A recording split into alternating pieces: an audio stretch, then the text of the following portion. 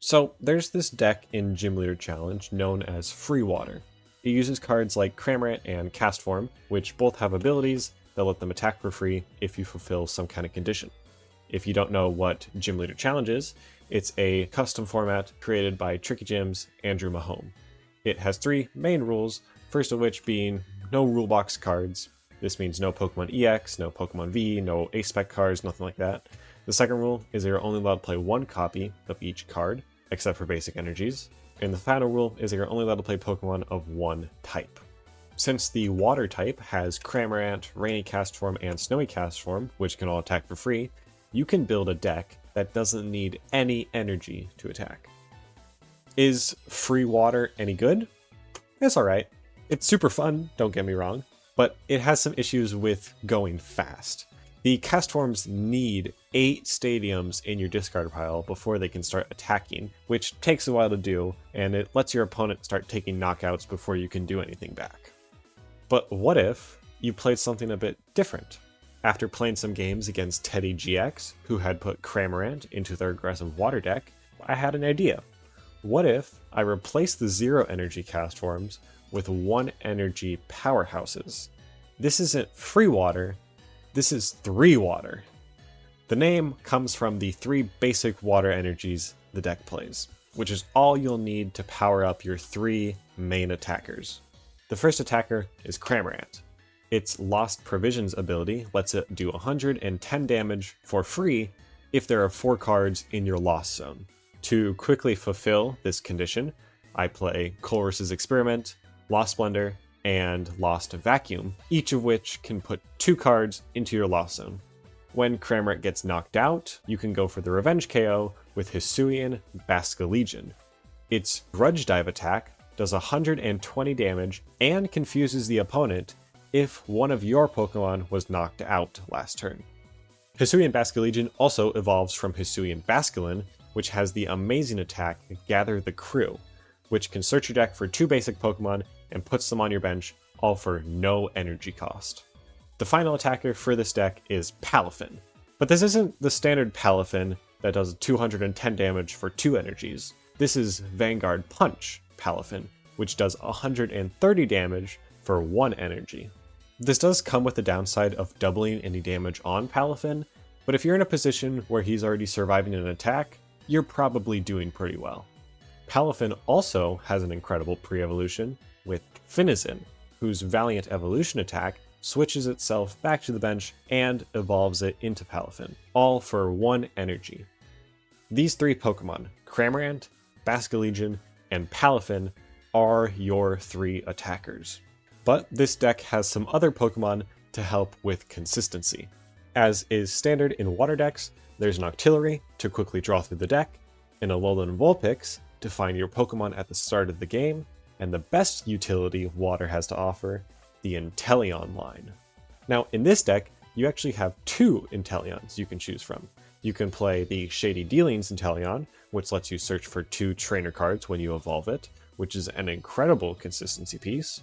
Or you can play the Quick Shooting Inteleon, which lets you put 2 damage counters on one of your opponent's Pokemon every single turn. Quick Shooting is super helpful in this deck specifically because your 3 main attackers can only deal 110 to 130 damage. So if your opponent's Pokemon has something bigger than that, you can use Quick Shooting to slowly whittle it down over turns. That being said, Shady Dealings is just such an incredible piece of utility for water decks that it still might be worth it to run that instead.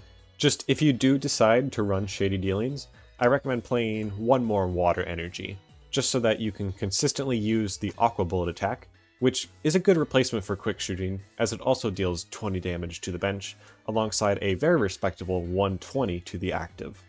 Finally, for Pokemon, I play Manaphy, which protects your bench from any attacks, and Fione, which switches out your opponent's active Pokemon to the bench.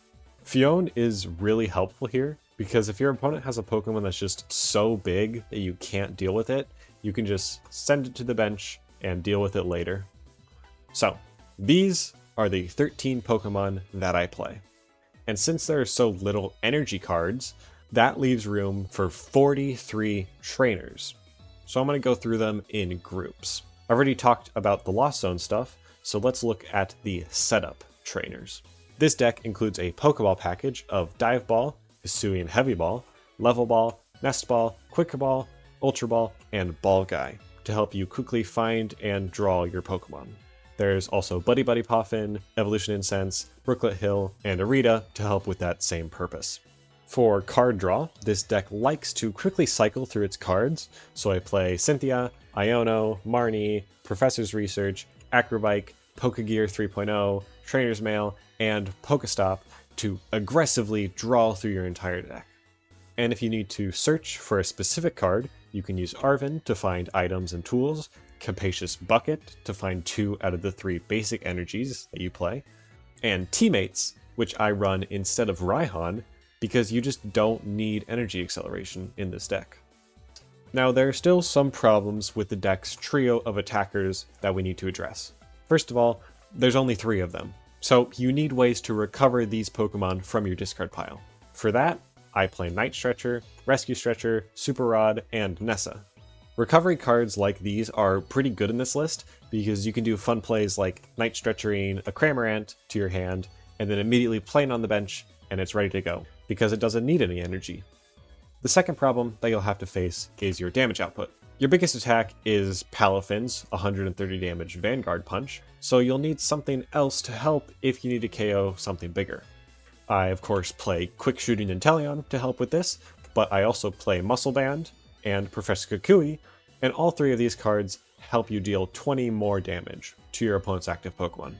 The final main problem with the deck is that it still can be a little bit slow.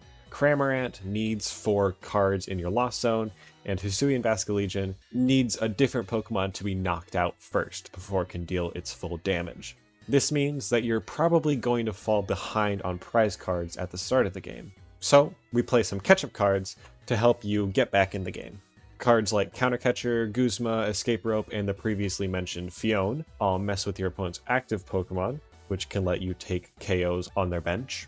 I also play cards like Reset Stamp, which messes with their hand, Pokemon League Headquarters, which makes their attacks cost more, Field Blower, which could discard their tool cards and stadium cards, and Enhanced Hammer, which can discard their special energies. Although Enhanced Hammer isn't as useful as it once was after the ban to Double Colorless Energy and Twin Energy, so you could probably replace this with something else if you want to.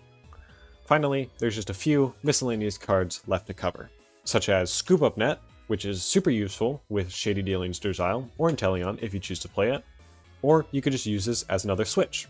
Speaking of switches, I play Switch Raft, which is just a straight upgrade from basic Switch, and U-Turn Board, which always comes back to your hand and makes a lot of Pokemon have free retreat cost in this deck. Town Map is a really nice card that this deck has space for, and the last trainer, Versus Seeker, is just one of the best item cards in all of GLC. Now, if you were keeping track, that's 13 Pokemon, 43 trainers, and 3 energies, which if you add them together, leaves 1 card missing. And that final card is Splash Energy. Now, I know the deck is called 3 Water, and there's 4 energies, but it's 3 basic energies, and the pun is just so good that just bear with me, okay? So, that's the deck.